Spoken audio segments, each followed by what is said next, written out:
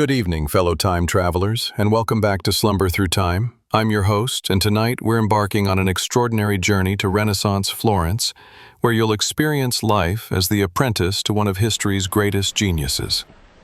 Before we begin our adventure, take a moment to like this video if you enjoy immersive historical storytelling and subscribe to join our community of time travelers. I love hearing from listeners around the world, so please let me know in the comments where you're tuning in from tonight and what time it is for you. It's always fascinating to see our global family of history lovers. Tonight's story is special. You'll become Luca, a 14-year-old apprentice in Leonardo da Vinci's world, experiencing two pivotal moments 15 years apart. First, as a nervous newcomer in the legendary workshop of Andrea del Verrocchio in 1480, where the young Leonardo is still learning his craft. Then, years later, as his trusted assistant in Milan, as he creates one of the world's most famous masterpieces. This is a journey of discovery, devotion, and the timeless bond between master and student. You'll grind precious pigments worth more than gold, learn the secrets of Renaissance art, and witness genius unfold stroke by stroke. So now, settle into your most comfortable position. Perhaps adjust your pillows, pull up that blanket, maybe turn on a fan for some gentle background sound. Let the modern world fade away as we travel back over 5 centuries to an age when art and science danced together in the workshops of Florence. Close your eyes, take a deep breath, and let yourself drift back through time, to become Luca, apprentice to Leonardo da Vinci. The first light of dawn filters through the tall windows of the bottega, and you wake not to gentle silence, but to the sound of hushed, urgent voices drifting up from the street below. "Ungodly studies," you hear Father Giuseppe's familiar voice, tight with concern. The boy's father has the right to know what his son witnesses in that workshop. Your heart quickens. Through the window you can see the priest speaking with someone in the narrow street. A figure whose hunched shoulders and work-stained cloak you recognize immediately. Your father, Antonio. "My Luca is a good boy," your father's voice carries clearly in the morning air, though you can hear the uncertainty beneath his words. "He would tell me if there were anything." "Would he?" Father Giuseppe's tone is gentle but pointed. When a boy is dazzled by the promise of rising above his station, when he's told that cutting open the dead reveals God's secrets rather than violating his will. You are Luca, a boy of 14 summers, and this morning, your 7th day as a garzone in the most celebrated workshop in all of Florence, begins with the weight of choice settling on your young shoulders. You press closer to the window, your breath fogging the glass as you strain to hear more. Your father shifts his weight, the gesture revealing the arthritis that comes from years of working with dye vats, standing long hours over steaming indigo and madder root. 3 years I saved," Antonio says quietly. "Sold my Sunday cloak, worked extra hours for the silk merchants. If there's truly something unwholesome," the word hangs in the morning air like incense. Unwholesome. You think of the anatomical drawings you've glimpsed, quickly covered when younger apprentices approach. The way Leonardo's eyes light up when he studies the structure of a bird's wing or sketches the flow of water. Is the pursuit of understanding truly unwholesome? "I make no accusations," Father Giuseppe continues. "Master Verrocchio is a man of faith, his workshop blessed by the church. But this young Leonardo, his investigations push at boundaries that wiser men have long respected. And your son, sweet as he is, may be too young to distinguish between holy curiosity and other kinds." Your father is silent for a long moment. When he speaks again, his voice carries the weight of a man who has worked with his hands all his life, who understands the value of simple, honest labor. "What would you have me do, Father? Take him from the one chance he'll ever have to rise above the dye works? Condemn him to a life of stained hands and aching back because of rumors?" "Not rumors," the priest says softly. "Concerns. From those who care about his immortal soul." You watch as your father straightens his shoulders, making a decision that will echo through your entire life. "I will speak with my son, but unless I see clear evidence of true wrongdoing," he stays. A father's love sometimes means letting go, even when the path forward is unclear. The two men part ways, Father Giuseppe's black robes disappearing around a corner while your father stands alone in the street for a moment, looking up at the workshop windows with an expression you cannot quite read from this distance. You step back from the window, your heart pounding. The choice they discussed, between safety and discovery, between tradition and truth, suddenly feels very real, very immediate, but the workshop waits for no one's internal struggles. There is work to be done. The air in the workshop carries the rich perfume of creativity itself, the sharp tang of turpentine mixing with linseed oil, the earthy scent of ground pigments, and underneath it all, the clean smell of fresh parchment waiting to receive revolutionary ideas. You dress quickly and move to your first task of the day, preparing the grinding station for Marco, who will arrive soon to work on the precious ultramarine. This is delicate work requiring more skill than simple sweeping. You must clean the marble mortar with perfect care, ensuring no trace of yesterday's vermilion remains to contaminate today's blue. The mortar is heavy, carved from a single piece of curable marble, its surface polished smooth by years of use. You run your fingers along its rim, checking for chips or cracks that might catch pigment. The stone is cool beneath your touch, worn smooth by countless apprentices who have performed this same ritual. Finding no flaws, you begin the careful cleaning process, first with clean water, then with a soft cloth, finally with a piece of stale bread that absorbs any remaining color without scratching the precious marble. As you work, your mind wrestles with the conversation you overheard. Your hands know what to do. Pietro taught you this cleaning ritual on your second day.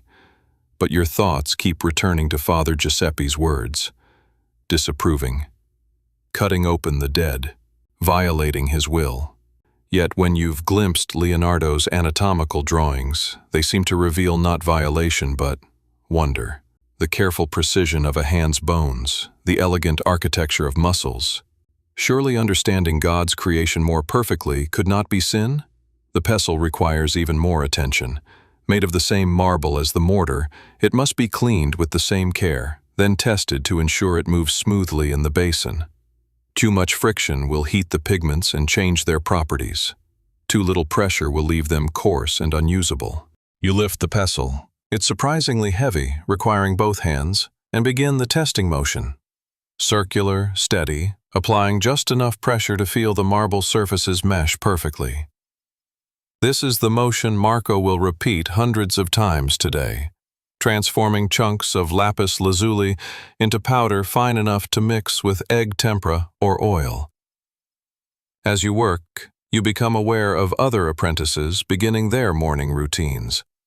Pietro emerges from the storage area carrying wooden panels, examining each one in the growing light. His movements are practical, efficient. He's checking for warping, for knots in the wood, for any imperfection that might compromise a painting. But you notice how he avoids the corner where Leonardo's more unusual drawings are kept. "Morning, Luca," Pietro says as he passes your station. His voice is friendly, but carries a subtle tension. "Working the ultramarine today? Preparing for Marco," you reply, continuing your careful circular motions with the pestle, making sure everything's clean. Pietro nods approvingly, but then lowers his voice. "Just be careful what questions you ask when grinding the blue." Marco gets nervous when apprentices show too much curiosity about what the pigments are used for. You understand his meaning. Some of Leonardo's studies require colors that traditional religious paintings do not. The blue might become part of anatomical illustrations rather than the Virgin's robes. The distinction matters to those who worry about the workshop's reputation. As morning light strengthens, it illuminates tiny particles of colored dust dancing in the air, remnants of yesterday's work that catch the golden rays like miniature jewels. You breathe in the familiar cocktail of scents, the metallic tang of ground minerals, the organic warmth of egg tempera, and beneath it all, the smell of aged wood and centuries of creative endeavor, soaked into the very walls. Your cleaning complete, you move to your next task, preparing brushes for the day's work. This requires even more precision. Each brush must be examined for loose hairs, cleaned of yesterday's paint, then conditioned with a tiny amount of oil to keep the bristles supple. You select a fine sable brush, one of the smaller ones used for detailed work. Holding it up to the light streaming through the windows, you examine each hair. Sable brushes are incredibly expensive. This single brush cost more than your father earns in a week, so finding problems before they ruin a painting is crucial. The bristles appear perfect, forming a sharp point when wet, holding their shape when dry. You dip it in clean water, then gently work out any residual pigment with your fingers. The water turns faintly blue. Yesterday, this brush touched ultramarine. You continue rinsing until the water runs completely clear, the brush clean enough to work with the most precious colors. As you work with the brushes, your mind continues to process the morning's revelation. Your father's voice echoing, "3 years I saved, worked extra hours." The weight of that sacrifice presses on you as you handle these tools worth more than everything your family owns. But there's something else growing in your chest, a quiet pride in your developing skills. A week ago, you would have been terrified to touch such valuable instruments. Now, your hands move with increasing confidence, understanding the delicate balance between thorough cleaning and gentle care. Marco arrives as you're finishing the brush preparation, nodding approval at your work. "Good, Luca. The mortar's clean, the pestle moves smoothly. You're learning to see the details that matter." He begins measuring out chunks of lapis lazuli, and you watch closely. This is your education.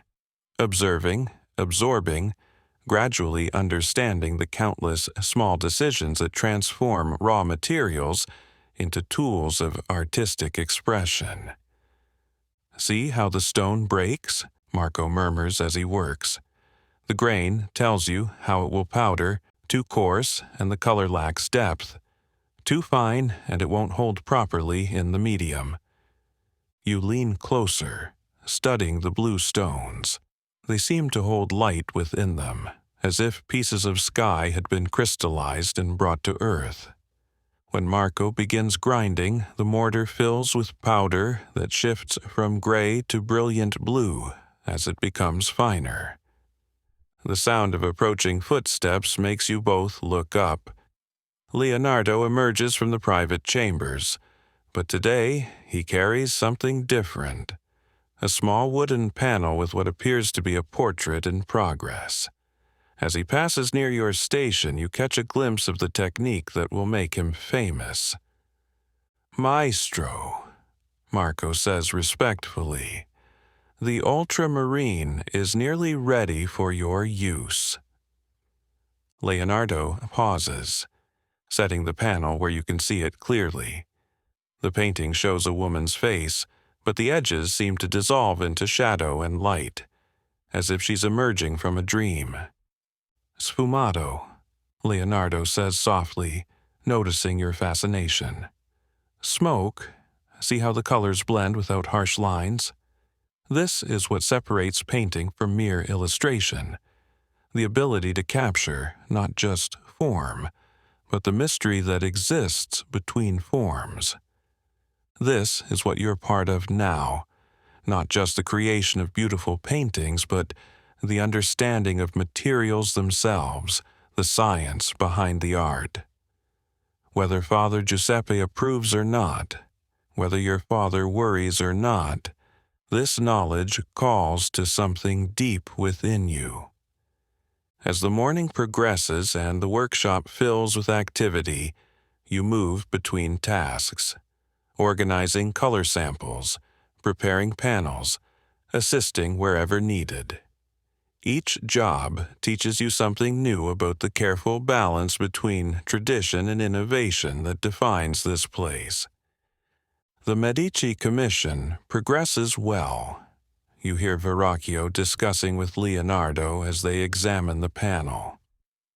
Lorenzo himself has requested to see the studies for the Adoration of the Magi. Your approach to the crowd scenes. Revolutionary. You feel a thrill at these words. Lorenzo de' Medici, the most powerful man in Florence, personally interested in work you're helping to support through your humble tasks. The bells of Santo Spirito begin to ring across the city, calling the faithful to morning prayers. But here, in this sacred space of creation, you've discovered your own form of devotion. The patient attention to craft, the careful preparation of materials, the humble service to beauty and truth. Whatever challenges lie ahead, whatever questions Father Giuseppe may ask or concerns your father may voice, you know with growing certainty that this is where you belong. This is your calling. This is the beginning of everything. Already, you can see Pietro at his morning task, carefully examining the wooden panels that will become paintings.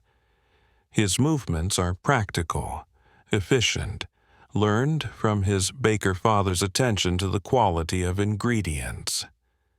But there's something in his expression, a slight tension when his eyes fall on certain drawings, a careful distance he maintains from the more mysterious aspects of the workshop's work.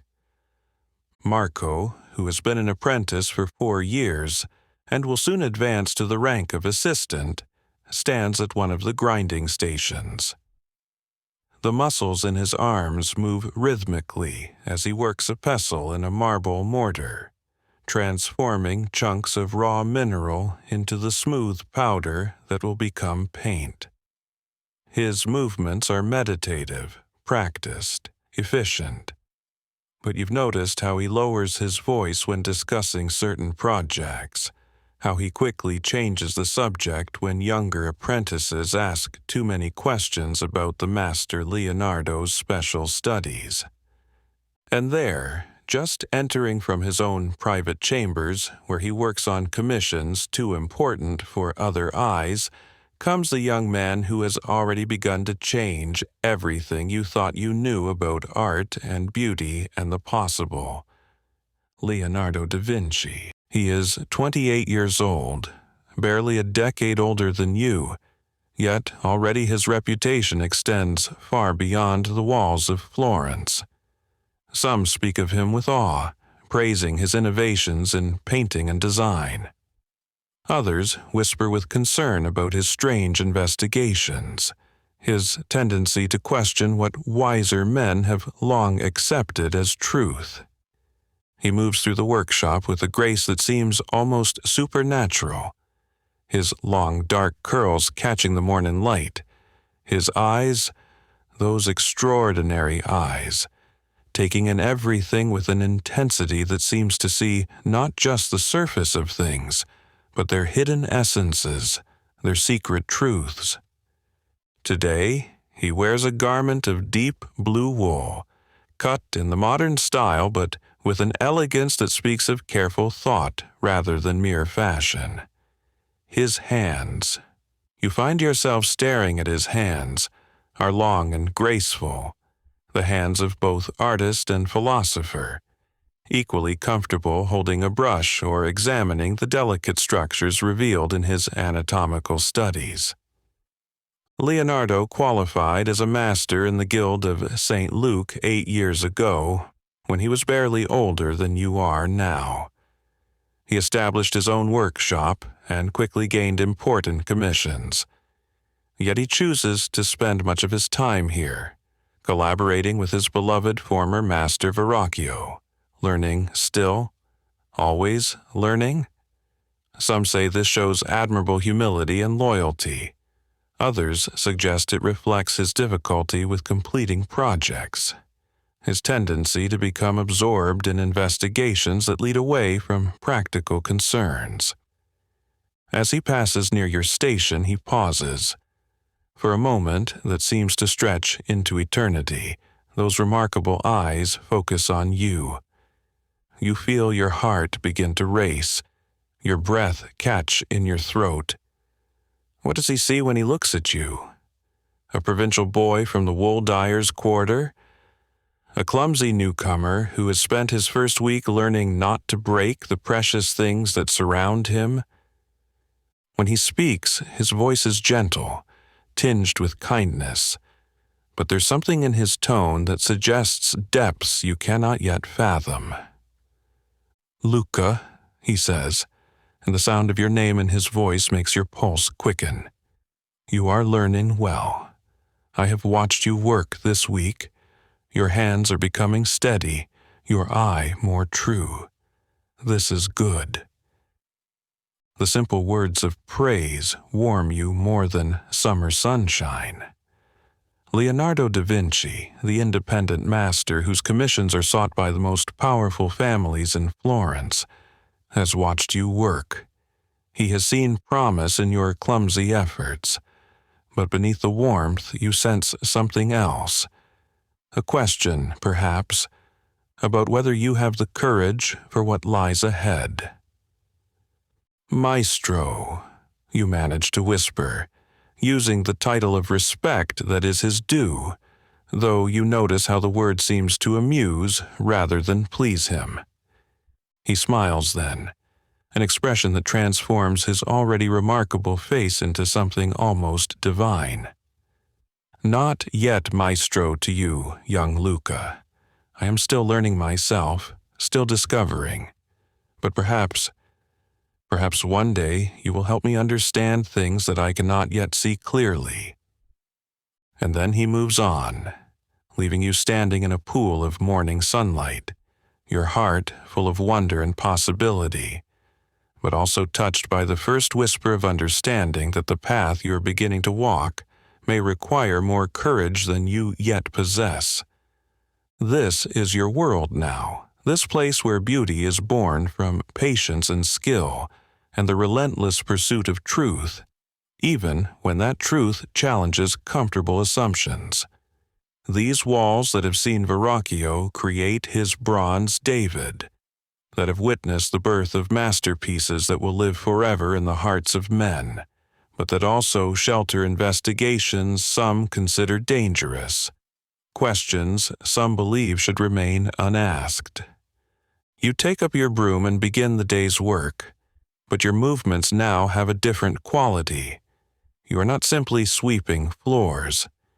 You are participating in something larger than you yet understand, something that honors both tradition and innovation, something that seeks truth even when truth proves uncomfortable. Your father's sacrifice, your own hopes, the whispered concerns of your fellow apprentices, Leonardo's enigmatic promise, all of these currents flow together in this moment of beginning. You are part of it now, the youngest and humblest member of a community that stands at the very edge of transformation. The bells of Santo Spirito begin to ring across the city, calling the faithful to morning prayers. But here, in this sacred space, a different kind of prayer has already begun. It is written in the careful preparation of materials, in the patient observation of light and shadow, in the courage to ask new questions about the nature of beauty and truth. This is your apprenticeship. This is your calling. This is the beginning of everything. The morning sun climbs higher above the terracotta rooftops of Florence, and the bottega settles into its daily rhythm of creation. You move through your tasks with growing confidence, but the echo of Father Giuseppe's concerns still resonates in your mind.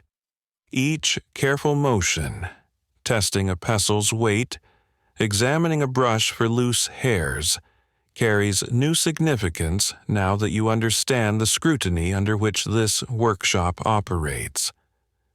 Marco works beside you at the grinding station, transforming chunks of lapis lazuli into powder that shifts from gray to brilliant blue as it becomes finer.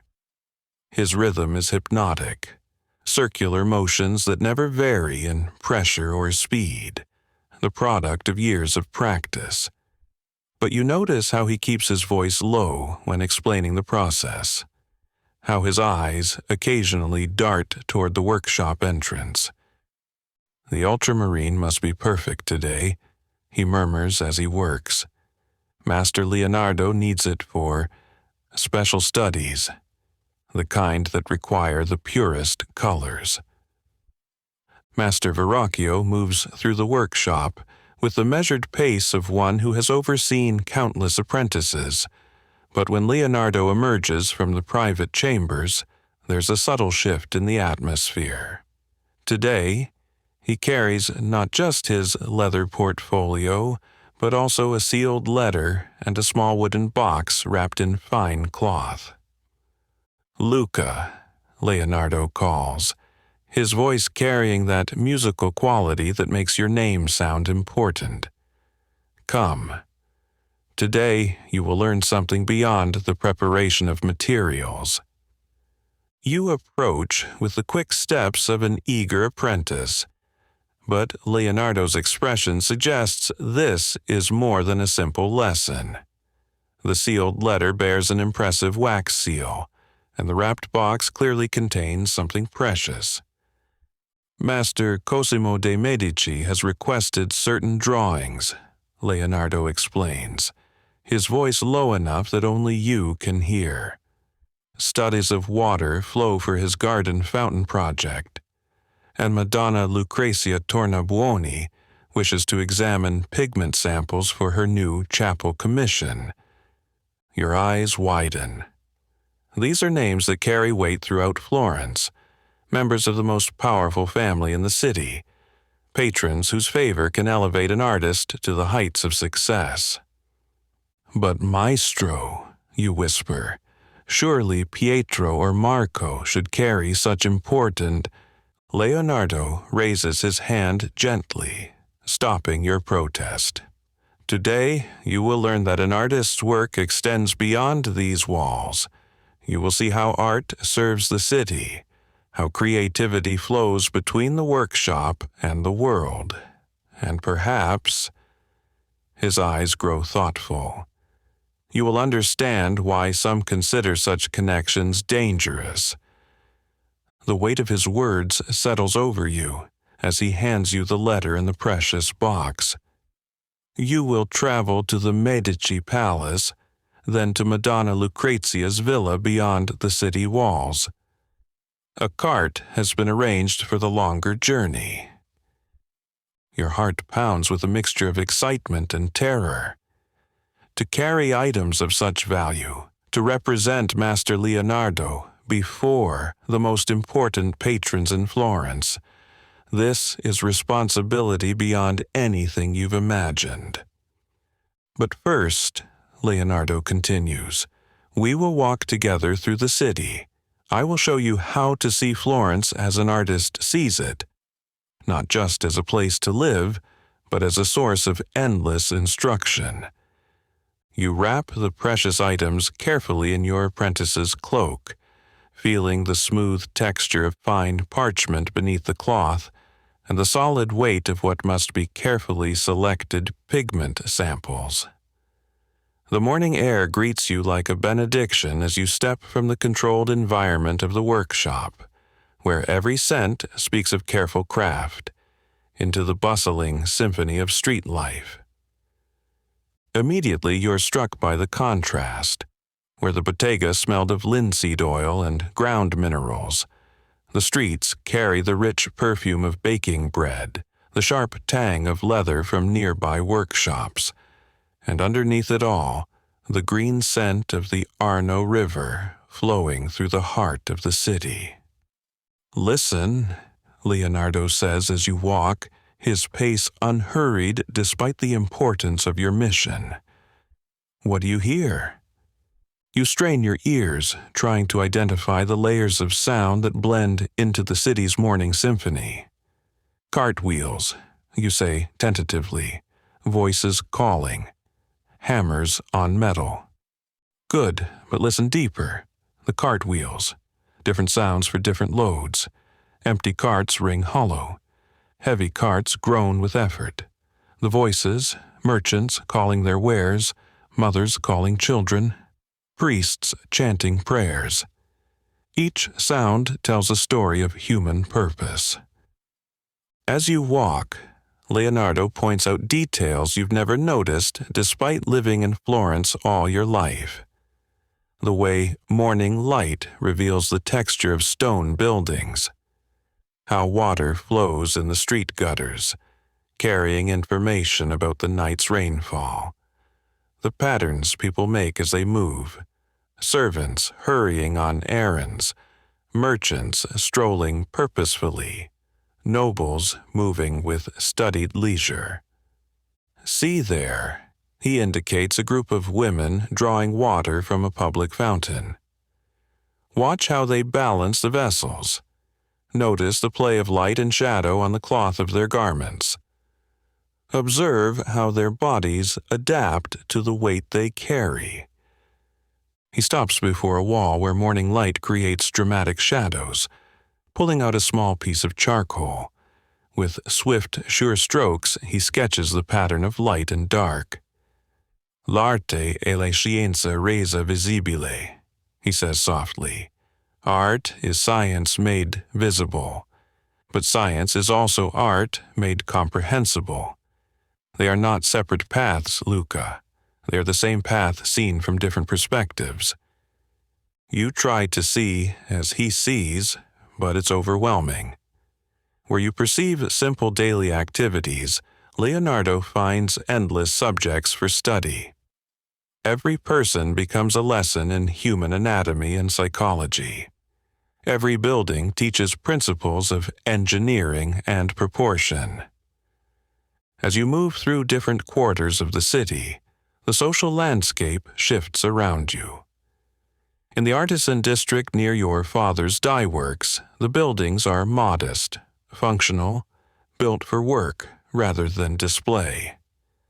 People move with the purposeful efficiency of those who live by their labor. Your father's world, Leonardo observes quietly, honest work, essential skills, the foundation upon which everything else rests. But as you approach the Medici Palace, the character of the streets transforms. Buildings grow larger, more ornate. The people you encounter move differently, some with the confidence of wealth and power, others with the careful deference of those who serve such wealth. Power, Leonardo murmurs, changes how people inhabit space. Watch how that merchant's son carries himself differently than your friend Marco. Observe how that noble's daughter moves through the crowd. Others step aside before she even approaches. The Medici Palace looms before you like a fortress of culture and influence. Its massive stone walls speak of power that extends far beyond Florence, while its elegant proportions demonstrate the family's commitment to beauty as well as authority. As you approach the entrance, you catch the scent of exotic spices drifting from the kitchens. Cinnamon and nutmeg worth their weight in silver, evidence of trade connections that span continents. A liveried servant receives Leonardo's letter with the kind of respectful attention reserved for communications from valued artists. You wait in a courtyard where ancient Roman statues stand alongside contemporary sculptures, where every surface seems designed to impress and educate simultaneously.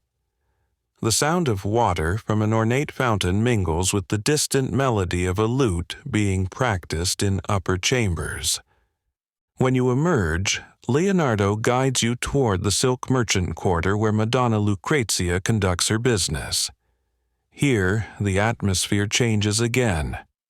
The focused energy of commerce, the careful negotiations between buyers and sellers, the display of luxury goods that speak to Florence's connections with distant lands.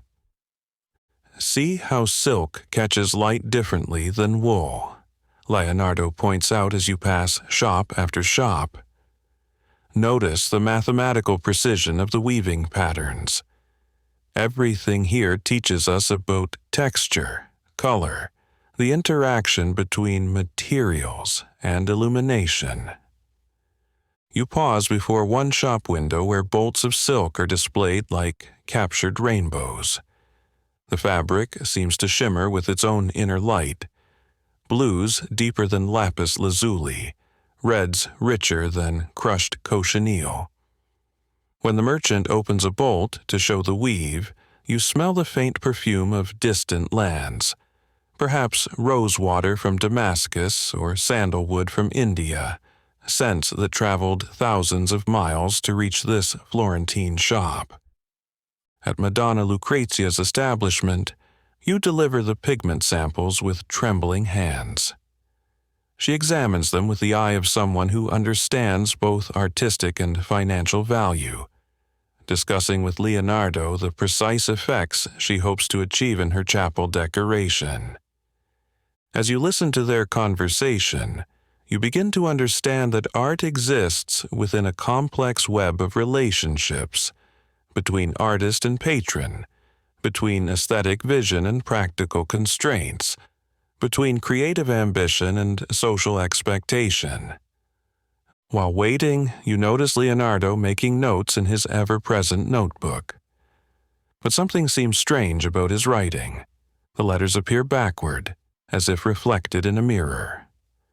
"A habit I developed," he explains quietly when he sees your curiosity. "Writing from right to left keeps my hand from smudging the ink, but it also discourages casual reading by those who might not understand the purposes of my investigations." The afternoon sun is climbing toward its peak when Leonardo guides you toward the city gates where your cart waits for the journey to Madonna Lucrezia's villa. The driver, a weathered man with the patient demeanor of one who spends his life on the roads between Florence and its surrounding estates, helps you settle into the wooden cart with its simple cushions and protective canopy. The journey will take 2 hours, Leonardo tells you as the cart begins to move. Use the time well. Observe the countryside. Think about what you've seen this morning. Consider how the world beyond the workshop shapes the work we do within it. The cartwheels find their rhythm on the dusty road that leads away from Florence toward the hills where wealthy families maintain their country villas. The motion is gentle, hypnotic, a steady rocking that seems to match the beating of your heart.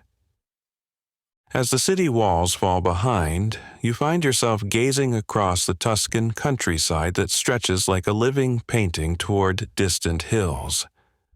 Olive groves silver in the afternoon light, vineyards heavy with ripening grapes, fields of grain that wave like golden water in the gentle breeze. The air carries new scents now, the resinous perfume of pine forests on distant hills, the green sweetness of ripening grapes, the earthy richness of soil that has been cultivated for 1,000 years. You breathe deeply, tasting the difference between city air, thick with smoke and human activity, and this cleaner country atmosphere that seems to speak of ancient rhythms and eternal cycles. The driver, whose name is Bernardo, proves to be a fountain of knowledge about the roads and the families whose estates dot the landscape. "That villa there belongs to the Pazzi," he says, indicating an elegant structure on a distant hill, and beyond it, the Tornabuoni estate where we're bound. You lean back against the cushions, feeling the precious responsibility of Leonardo's commissions secure in your pouch, watching the world roll past like scenes from an illuminated manuscript.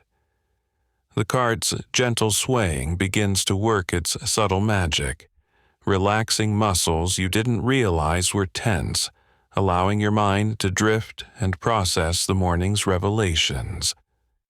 The rhythmic clip-clop of the horse's hooves creates a peaceful percussion that seems to match the deeper rhythms of the countryside itself. You think about Leonardo's words, how an artist must see beyond the surface of things, how art serves not just beauty but understanding, how the path of investigation requires courage that not everyone possesses. Through half-closed eyes, you watch clouds casting moving shadows across the landscape, creating an ever-changing pattern of light and dark that transforms the same hills and valleys into an infinite variety of moods and meanings. This, too, you realize, is part of your education, learning to see how time and light and perspective can reveal different truths about the same reality. A breeze rises, rustling through nearby olive groves with a sound like whispered conversations. The silver-green leaves catch the afternoon light, creating patterns that dance and shift like living lace. You close your eyes and listen to this natural music, understanding for the first time why Leonardo insists that studying nature reveals divine principles. There's a mathematical precision to these seemingly random movements, a hidden order beneath apparent chaos. The cart's wheels find a particularly smooth section of road, and the gentle, steady motion becomes almost dreamlike.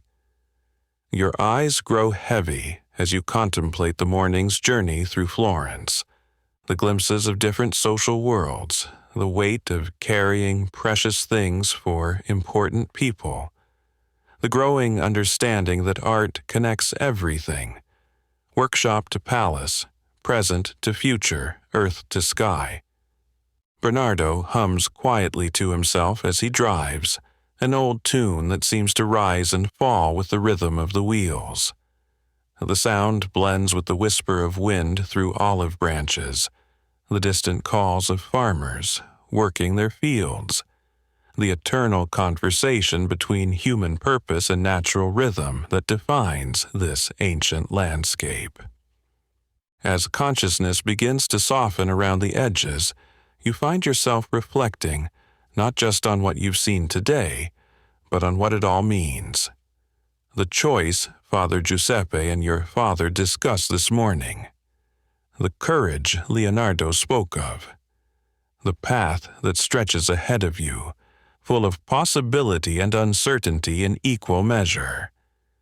The cart continues its gentle journey through the Tuscan countryside, carrying you toward Madonna Lucrezia's villa, toward the completion of your first important mission for the Master. But it carries you toward something else as well, toward a deeper understanding of the world you've chosen to serve, and the courage it will require to serve it faithfully. The cartwheels continue their gentle rhythm as the Tuscan countryside rolls past like pages in an illuminated manuscript. Your eyes grow heavy as the afternoon sun warms your face, and consciousness begins its familiar retreat toward that mysterious realm where understanding deepens beyond the reach of ordinary thought. The rhythmic clip-clop of hooves and the soft creaking of wooden wheels create a peaceful percussion that seems to match the deeper rhythms of your heart, your breathing, your very soul.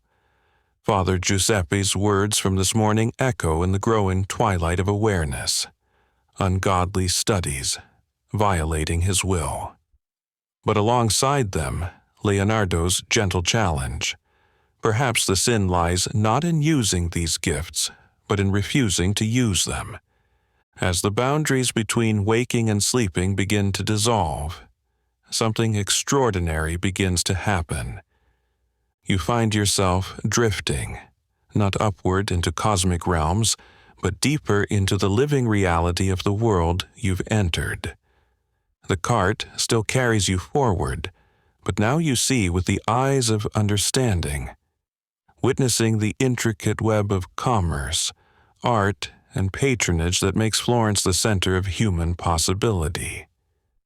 The true foundations of the artistic world you've joined unfold before you, in intricate detail, there, In the morning light filtering through workshop windows across Florence, the reality behind Verrocchio's bottega reveals itself with startling complexity. Young apprentices like yourself, some as young as 12, grinding precious pigments in massive stone mortars, each following techniques passed down through generations. The ultramarine blue alone costs 4 florins per ounce, more than a master craftsman's monthly wage of 3 florins. Each speck of ground lapis lazuli, imported at enormous expense from the mines of Badakhshan in Afghanistan, represents someone's sacrifice, someone's faith in beauty made manifest. The process itself requires extraordinary precision. The lapis must be ground for exactly 3 days with walnut oil and mastic to achieve the perfect consistency, then washed repeatedly with lye water to separate the blue from worthless rock. A single mistake ruins materials worth more than your father's annual income from his dye works. The guild hall of the speciali, the druggists, appears before you, where painters must seek membership not because they heal the body, but because they work with the same rare substances that apothecaries guard jealously. Master Verrocchio himself once stood before these same guild officers, presenting his masterpiece, a silver relief of the beheading of St. John the Baptist, seeking permission to establish his own workshop. The examination lasted 3 days, testing not just artistic skill, but knowledge of materials, contracts, and the complex relationships between masters, apprentices, and patrons that govern all artistic life in Florence. The economic reality that enables such beauty spreads before you like an illuminated ledger of staggering complexity. Contracts written on parchment specify not just subject matter but exact materials with scientific precision. Powdered gold of the finest quality, ultramarine of the value about 4 florins the ounce, and vermilion ground from cinnabar imported from Almaden in Spain. Wealthy merchants like the Tornabuoni commission altarpieces not from mere vanity, but from genuine devotion mixed with civic pride, understanding that a family chapel decorated by masters elevates not just personal prestige, but the spiritual reputation of their entire lineage. Workshop operations require careful budgeting that would challenge any merchant.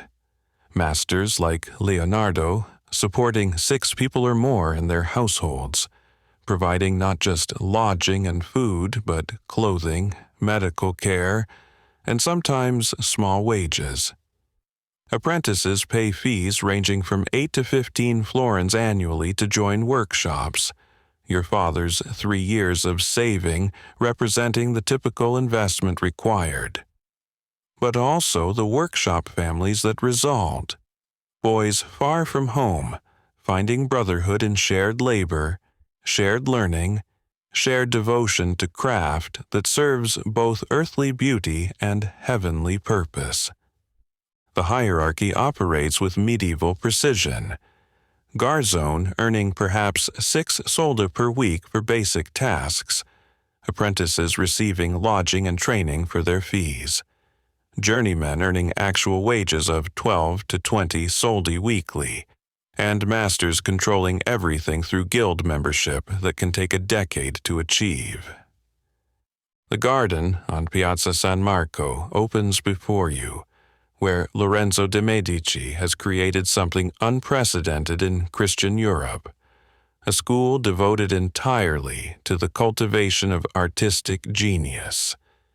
Here stands the young Michelangelo, barely older than yourself, studying ancient Roman statuary with the same intensity Leonardo brings to his anatomical investigations.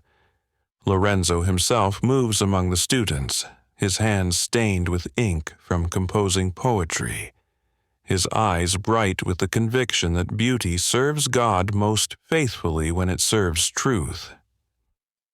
Conversations that will reshape human understanding unfold around you. Marsilio Ficino, the priest-philosopher, explaining to a gathered circle how the study of Plato's mathematics reveals the divine order underlying all creation.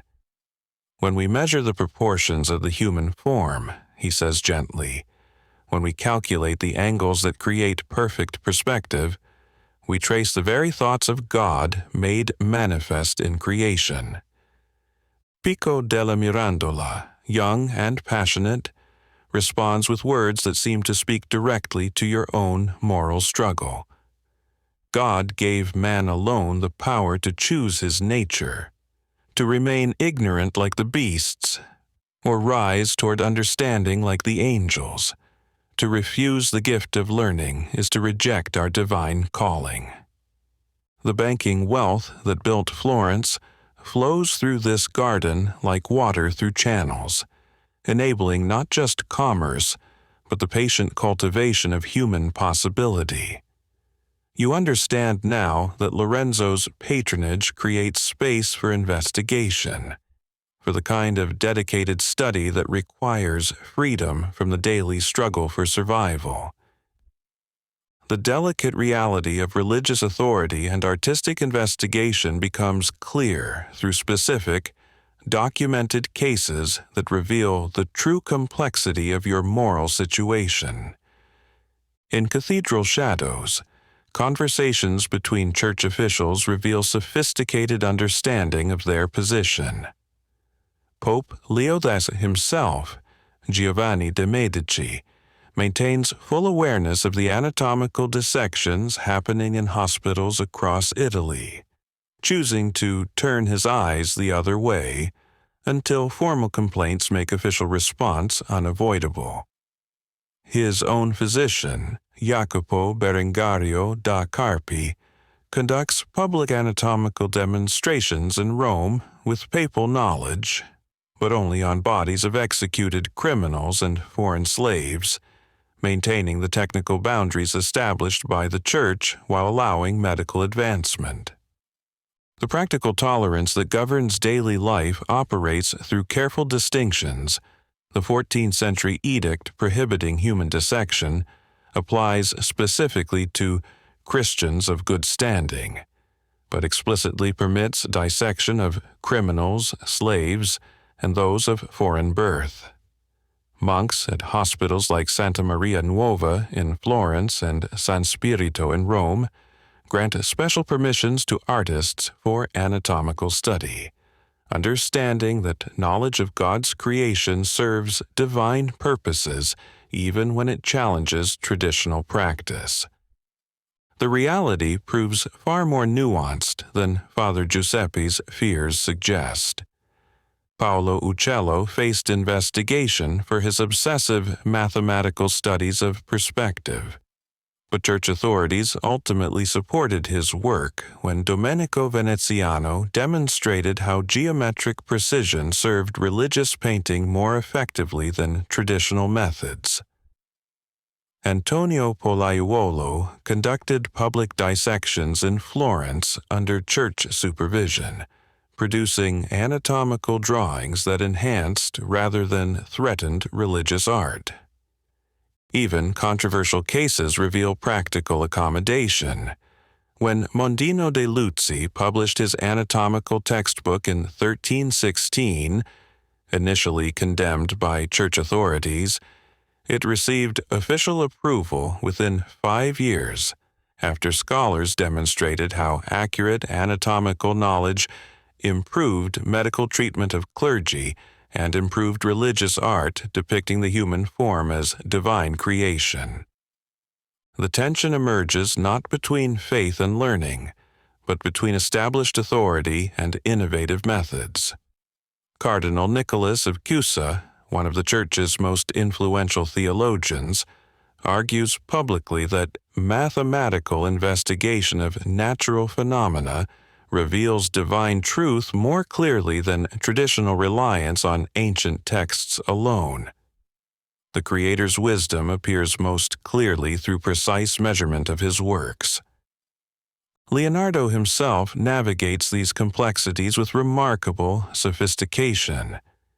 His notebooks include prayers requesting divine guidance for anatomical work. Grant me, Lord, understanding of your creation, that I might serve divine truth through accurate representation rather than inherited error. His anatomical studies begin each session with formal prayers, acknowledging God as the source of the knowledge he seeks to uncover. Church authorities increasingly recognize that Renaissance investigation serves rather than threatens divine truth.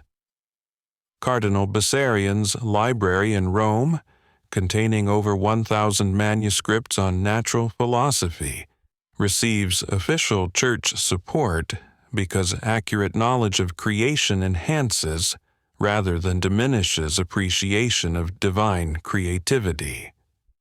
As understanding settles into gentle certainty, you recognize that the choice before you is not between faith and knowledge, but between the faith that clings to comfortable ignorance and the faith that trusts God's truth enough to seek it through careful investigation. The anatomical work that concerns Father Giuseppe represents not rebellion against divine authority, but a deeper form of devotion that honors the Creator through precise study of divine craftsmanship. As the dream settles into gentle certainty, you understand that you are witnessing not rebellion against God, but the birth of a deeper form of devotion. The choice before you is not between faith and knowledge, but between the faith that clings to comfortable ignorance and the faith that trusts God's truth enough to seek it wherever it leads. The cartwheels continue their peaceful rhythm, carrying you not just toward Madonna Lucrezia's villa, but toward a life dedicated to faithful investigation. Sleep comes as acceptance, the understanding that serving truth faithfully is the deepest possible form of prayer. The years have carried you far from that uncertain boy grinding pigments in Verrocchio's bottega. You wake now not to the sound of Father Giuseppe's warnings, but to the familiar rhythm of Leonardo's expanded workshop in Milan. The gentle scraping of brushes against wood panels, the soft conversations of skilled artisans, the quiet confidence that comes from mastering your craft. You are Luca now at 46, no longer an apprentice but one of Leonardo's large group of artists, trusted enough to manage the practical concerns that keep the workshop running, while the master pursues ever more complex investigations. Your hands know the weight of good brushes, the exact consistency of tempera that will flow smoothly without running. Your eye can judge whether ultramarine has been ground fine enough, whether gold leaf will adhere properly to the prepared surface. This morning, like so many others, you arrived to find Leonardo already absent from the main workshop. His voice drifts up from the rooms below, not discussing composition or color theory, but engaged in intense conversation with Marcantonio della Torre, the young professor from Pavia who has become Leonardo's constant companion in recent months. The heart is not a furnace, as the ancients claimed, you hear Leonardo saying, his voice carrying the excitement it once held for perfecting the proportions of a painting. It is a pump, Marcantonio, a machine of extraordinary precision. Francesco Melzi catches your eye from across the workshop, his expression mixing admiration with concern. At 24, Melzi has become something like a son to Leonardo, handling correspondence, organizing the master's scattered notes, managing the increasingly complex web of half-finished projects and scientific investigations. Another commission from the French court, Melzi says quietly, indicating a letter on the workbench. They want the Baptiste finished and 2 more panels for the chapel. But the master, he gestures toward the sounds from below. You understand, Leonardo's genius has taken him into realms that fascinate him completely, but leave the practical work of the workshop to others. It's not neglect exactly. He still emerges to offer guidance, to correct a technique, to suggest a more elegant solution to a difficult passage. But his heart, his deepest attention lies elsewhere. Salai looks up from the panel he's preparing, his expression carrying 30 years of familiarity with Leonardo's habits. At least the anatomical work pays, he says with characteristic pragmatism. The Medici are generous when they understand they're supporting investigation rather than mere art. But you feel the shift in the workshop's atmosphere, where once Leonardo's presence filled every corner, his voice offering instruction, his hands demonstrating technique, his infectious curiosity drawing everyone into shared discovery. Now, there's a sense of professional competence operating in the master's absence. The sound of footsteps on the stairs announces Paolo's arrival, and your chest tightens with the complex emotions that fatherhood has brought into your life. At 15, your son possesses Elena's quick intelligence and your own steady hands, but also something else. A restless curiosity that reminds you painfully of your own youth. Father, may I observe the anatomical session today? Paolo asks, his voice carrying the barely contained excitement of a young man discovering the world's complexity. Maestro Leonardo said yesterday that understanding the body's structure is essential for any serious artist. The request hits you like cold water. Through the floor you can hear Della Torre's voice explain in some fine point of physiological theory, Leonardo's responses growing more animated. You remember your own fascination at that age, the way revolutionary ideas seem to promise a world transformed by understanding. But you also remember Father Giuseppe's warnings, the fear in your own father's eyes when neighbors whispered about ungodly studies. And now, 31 years later, the whispers haven't stopped. They've simply grown more sophisticated. The anatomical work is complex, Paolo, you say carefully. Perhaps it's better for you to focus on the fundamentals, drawing, proportion, color theory. There will be time for advanced studies later. Elena, who has arrived with Paolo's lunch, catches your eye over your son's head. Her expression reflects the conversation you had last night and the night before, and increasingly often in recent weeks. The anatomical investigations that fascinate Leonardo are still, technically, contrary to church doctrine, still dependent on the unofficial tolerance of authorities who might, at any moment, decide that public opinion requires official action. But Father, Paolo persists, Maestro Leonardo says that true art requires understanding God's creation completely, not just copying its surface appearance.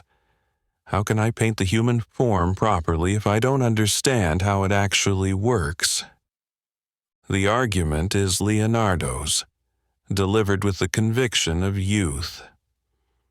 You remember making similar arguments to your own father, believing that passion and good intentions would protect you from the consequences of controversial choices.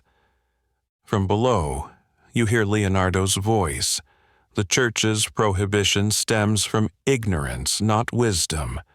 How can it be wrong to study the magnificent engineering that God has hidden within us? Della Torre's response carries the confidence of university training. My students at Pavia understand that medicine serves divine purposes. The body is a text written by God. Reading it carefully is an act of devotion, not rebellion. Paolo's eyes light up at these words, and you feel the familiar tightness in your chest that comes when protective instincts clash with recognition of truth. Because Leonardo and Della Torre are right, aren't they? The anatomical work is magnificent, revolutionary, genuinely important. But being right and being safe are not the same thing. Elena touches your arm gently. Perhaps, she says quietly, Paolo could benefit from spending time with his grandfather. Antonio grows more frail each season, and there are things a grandson should learn from an elder before. She doesn't finish the sentence, but you understand. Your father, now past 70, carries the wisdom of a different generation, the skills of a traditional craftsman, the satisfaction of honest work within accepted boundaries, the peace that comes from not pushing against the edges of what society tolerates. That evening, as the workshop settles into quiet and the sounds of anatomical discussion finally cease, you find yourself standing at the window overlooking the canal, watching the last light fade from the water. Elena joins you, her hand finding yours with the comfortable familiarity of 15 years of marriage. "You're thinking about the journey," she says. Not a question. "I'm thinking about protection," you reply. "About choices that seemed clear when I was Paolo's age, and how much more complex they appear now that I'm responsible for someone else's future." The anatomical work that fascinates Leonardo grows more ambitious each month. Bodies acquired through increasingly complex arrangements, investigations that push deeper into territory the Church has never formally approved. The intellectual excitement is undeniable, but so are the potential consequences for anyone associated with such studies. "My father worried about the same things," you continue. "He saw me drawn to Leonardo's work and feared where it might lead. I thought his concerns were simple ignorance, resistance to progress. But now..." Elena's thumb traces the calluses on your hand, marks of 30 years spent preparing panels, mixing colors, creating beauty within the boundaries of accepted practice. Now you understand that a parent's first duty is protection, not possibility. From upstairs comes the sound of Paolo sketching by candlelight, his young hands working to capture some vision that has seized his imagination. The scratching of his stylus carries the same intensity you once brought to your own studies, the same hunger for understanding that made you willing to risk everything for the chance to work alongside genius. But genius, you've learned, comes with costs that young men rarely consider. "The French court commission can wait," you say finally. Leonardo barely notices what work gets completed when his attention is entirely consumed by the anatomical investigations. A few weeks away won't disrupt anything essential. Elena nods, understanding the decision's full implications. And Paolo? Paolo will learn his grandfather's trade, not because it's superior to Leonardo's investigations, but because it's safer. Because sometimes love requires choosing protection over possibility. The decision carries weight beyond the immediate journey. You're choosing, consciously, to step away from the cutting edge of Renaissance innovation, to prioritize family stability over professional advancement, to become by choice a skilled craftsman rather than a participant in revolutionary discovery. It's not a choice made from ignorance or fear, but from understanding. From recognizing that while Leonardo's anatomical work may indeed transform human knowledge, The transformation comes with risks that a father cannot ask his son to share. The morning of departure arrives with the familiar bustle of workshop life continuing around your absence. Leonardo emerges briefly from his anatomical studies to bid farewell, his distraction evident but his affection genuine. "Travel safely, my friend," he says, clasping your shoulder. "Give my regards to your father. Tell him that the work we do here serves the same divine purposes his craftsmanship has always honored, simply through different methods."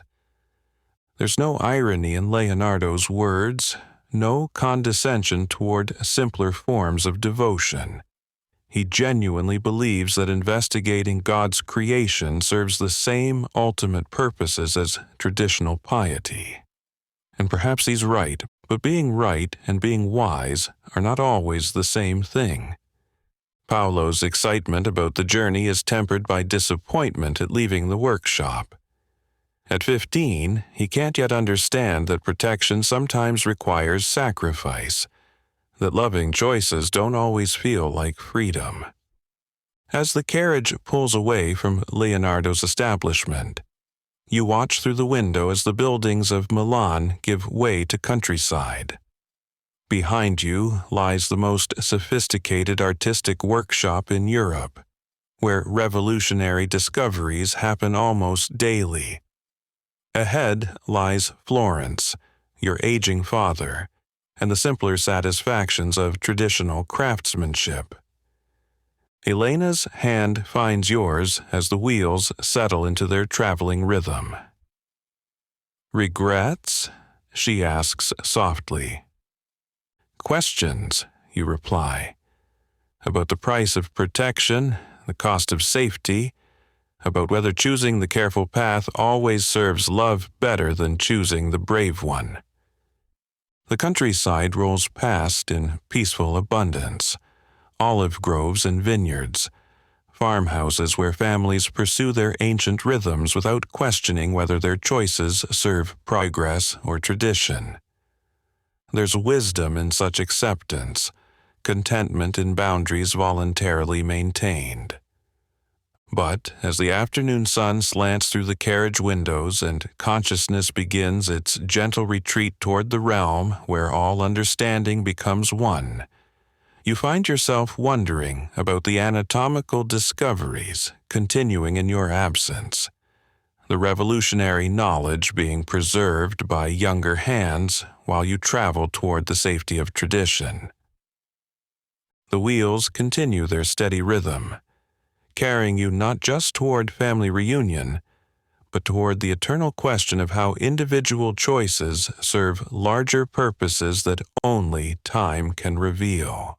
As the carriage wheels continue their peaceful rhythm through the Tuscan countryside, and consciousness settles into that gentle realm where individual experience opens onto larger understanding, the precise scope of what you've witnessed in Leonardo's workshop begins to reveal itself through documented scientific achievement. The anatomical investigations that concerned you as a father represent discoveries of staggering specificity and revolutionary impact. In those candlelit sessions beneath Milan's hospitals from 1510 to 1515, Leonardo produced exactly 240 detailed anatomical drawings, accompanied by approximately 13,000 words of notes, work that would not be equaled for centuries. His collaboration with Marcantonio della Torre at the University of Pavia resulted in the first accurate drawings of the human fetus in utero, achieved by dissecting bodies of women who died in childbirth at the hospital of Santa Maria Nuova. His revolutionary techniques achieved precision that modern science recognizes as extraordinary. The wax casts of brain ventricles, created by pouring melted wax through holes drilled in skulls, revealed anatomical structures that would not be rediscovered until the development of modern imaging technology. His glass model of an ox's aorta, constructed to observe blood flow patterns using water and grass seed, demonstrated understanding of circulation that anticipated William Harvey's De Motu Cordis by more than a century. The anatomical discoveries Leonardo documented with his characteristic mirror script included the first identification of atherosclerosis, those stony growths in blood vessels, that he observed and sketched in elderly patients. His recognition of liver cirrhosis, which he described as nut-like growths, preceded official medical classification by centuries. His mechanical understanding of the muscular system, rendering muscles as cords to illustrate their function, pioneered the field that would eventually become biomechanics. Most remarkably, his studies of the heart achieved near-perfect accuracy in an age when medical texts still described it as a furnace rather than a pump. Leonardo correctly identified the endocardium membrane lining the heart's valves and described the moderator band with precision that modern cardiology confirms as anatomically perfect. His notes from winter 1510 record his ambition to finish all this anatomy, understanding that he was documenting revolutionary knowledge. Yet the very precision of these discoveries illuminates the tragedy of their delayed impact. Because Leonardo never published during his lifetime, these revolutionary insights remained locked in his characteristic mirror script, accessible only to the few who could decipher his left-handed writing and navigate his idiosyncratic organization of materials across thousands of scattered pages. Yet the concerns that drove your protective choice prove prophetic in ways that illuminate both triumph and tragedy. Leonardo's revolutionary discoveries had virtually no immediate influence on Renaissance medicine, not because they were wrong, but because they remained imprisoned in his characteristic disorganization and idiosyncratic presentation. Those 13,000 pages of notes that Francesco Melzi guards with such devotion represent both humanity's greatest anatomical achievement and its most frustrating loss. Written in Leonardo's mirror script from right to left, requiring considerable practice to decipher even with mirrors, filled with observations on most dissimilar subjects following each other on the same page without connection. They form what Leonardo himself lamented as utter confusion. When Leonardo dies at Clos-Lucé in France on May 2, 1519, he bequeaths his scientific apparatus, machines, and manuscripts to Melzi, who preserves these documents as if they were relics. But the overwhelming scope of organization required defeats even Melzi's devoted efforts. The anatomical work that you witnessed, those 240 detailed drawings with their 13,000 words of revolutionary insight, will not see proper publication until 1651. 132 years after Leonardo's death. Even then, the published treatise on painting represents only fragments of his vast investigations, derived from incomplete copies rather than original texts. The complete anatomical work remains scattered across European collections. Some volumes seized by French forces under Napoleon, others sold by Melzi's heirs after his death in 1570. Still others dispersed when tutor Lelio Gavardi illicitly removes 13 manuscripts to Pisa in 1587. The mathematical precision of Leonardo's loss staggers the imagination. Today, his manuscripts survive in fragments across major institutional collections. The Royal Library at Windsor Castle holds the largest collection of anatomical drawings. The Biblioteca Ambrosiana in Milan preserves the 12-volume Codex Atlanticus. The Victoria and Albert Museum houses the Forster Codices.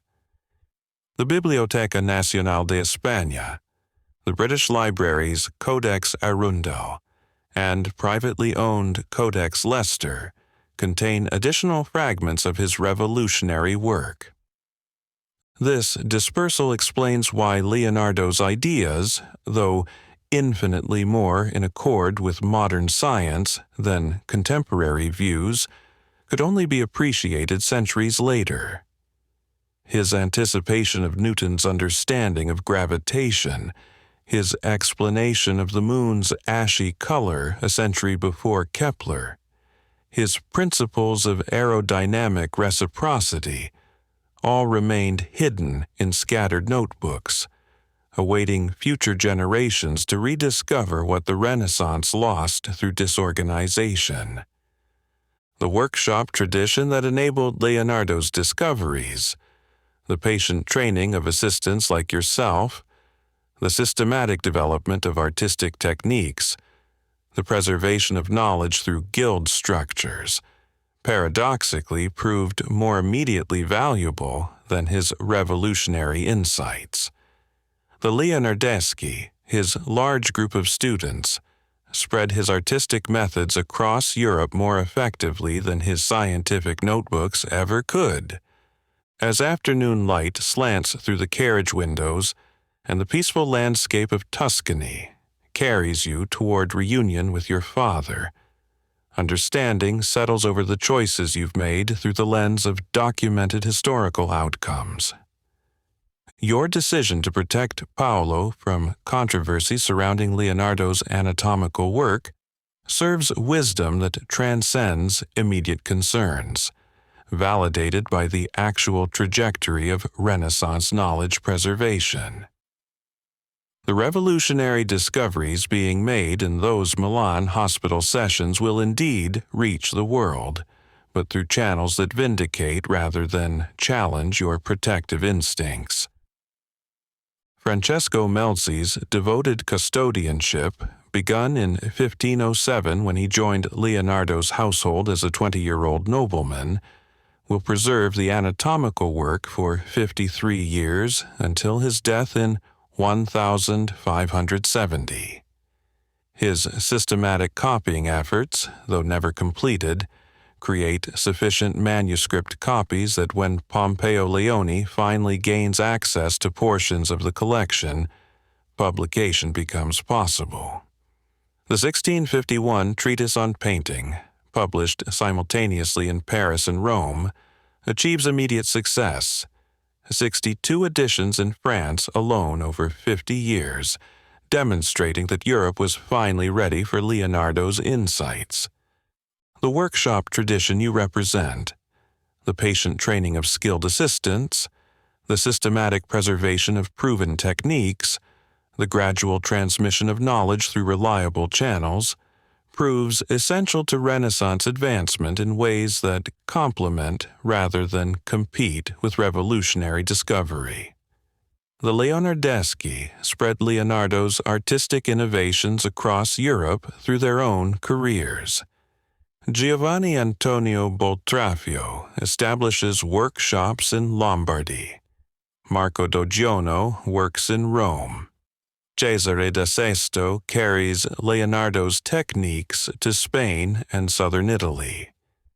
Your father Antonio's sacrifice, those 3 years of savings representing approximately 9 florins, equivalent to 3 months of skilled labor, created the precise foundation necessary for your contribution to this knowledge preservation.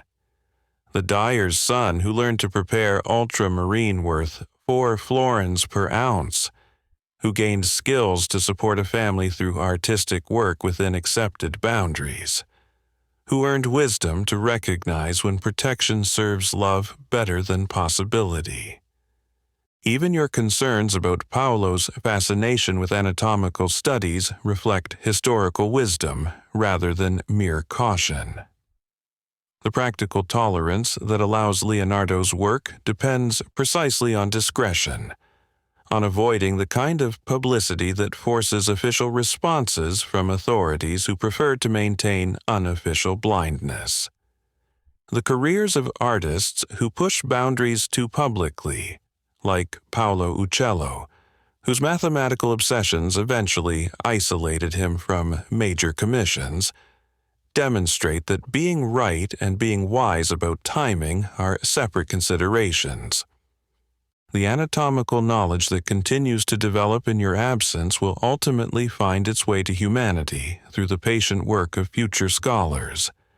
Marcantonio della Torre's students at the University of Pavia, who preserve his teaching methods, Melzi's systematic preservation efforts, the gradual recognition by church authorities that accurate anatomical knowledge serves rather than threatens divine truth.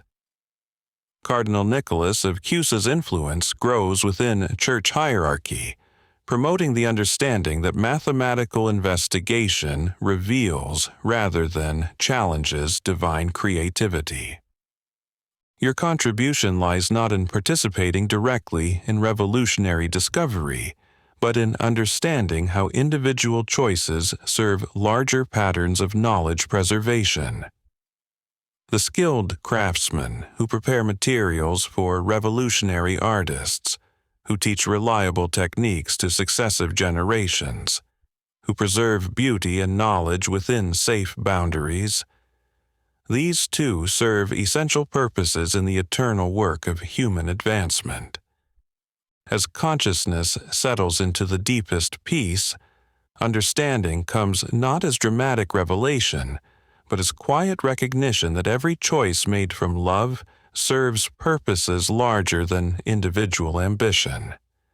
The anatomical discoveries continuing in Milan, the workshop traditions maintained in Florence, the protective wisdom exercised in family choices, all contribute to the patient accumulation of human knowledge across generations devoted to preserving and extending the best of what previous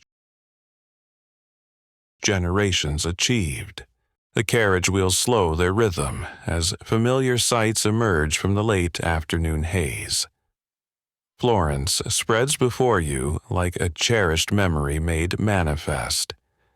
The red-tiled rooftops catching golden light, the gentle curve of the Arno reflecting the sky, the massive dome of the cathedral rising above everything like a prayer made stone.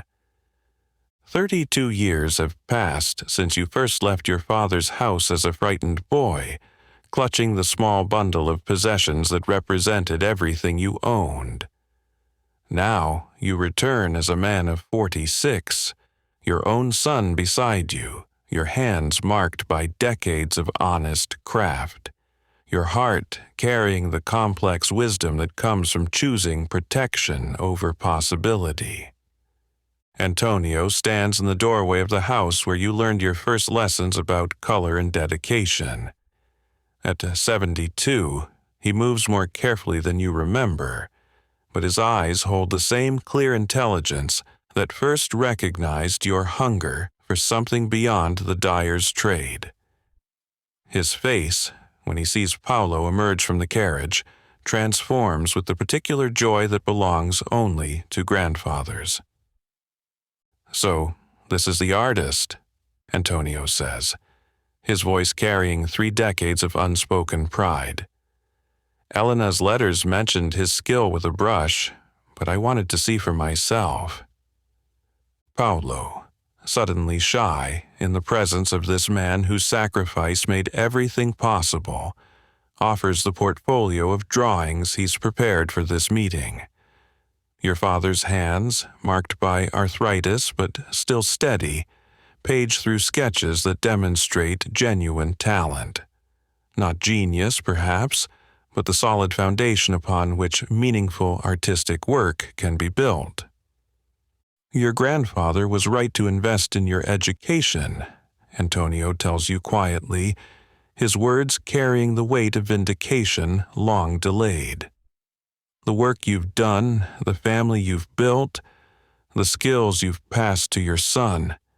This honors the choice I made. As evening settles over Florence and the familiar routines of your childhood home enfold you with their comfort, something unexpected begins to stir in your chest. A restlessness you hadn't anticipated, a sense of displacement that grows stronger with each passing hour. The workshop space behind the house, where your father still maintains his dyes and mordants, feels smaller than memory suggested. The techniques that once seemed so complex now appear almost simple compared to the sophisticated processes you've mastered in Milan. The satisfaction that once came from achieving the perfect shade of blue seems diminished when compared to the excitement of preparing ultramarine for a panel destined for a French king's chapel. You find yourself thinking about Melzi organizing Leonardo's scattered notes, about the anatomical discoveries continuing in your absence, about the sophisticated artistic problems being solved daily in Milan, while you sit by familiar candlelight in familiar rooms.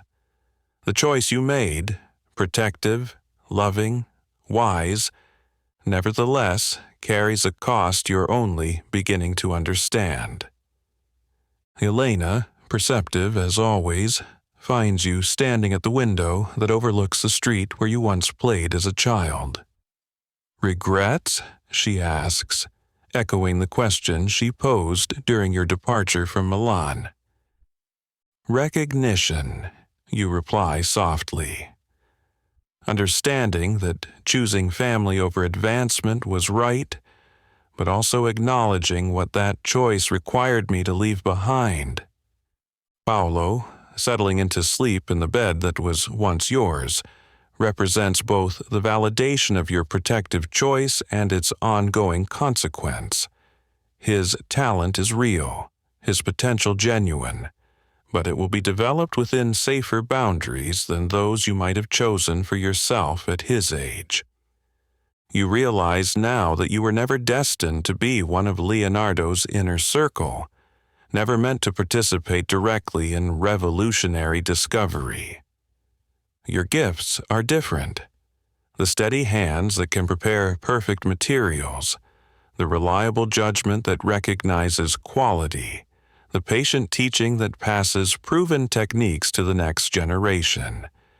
These, too, are forms of artistic service, even if they lack the glamour of innovation.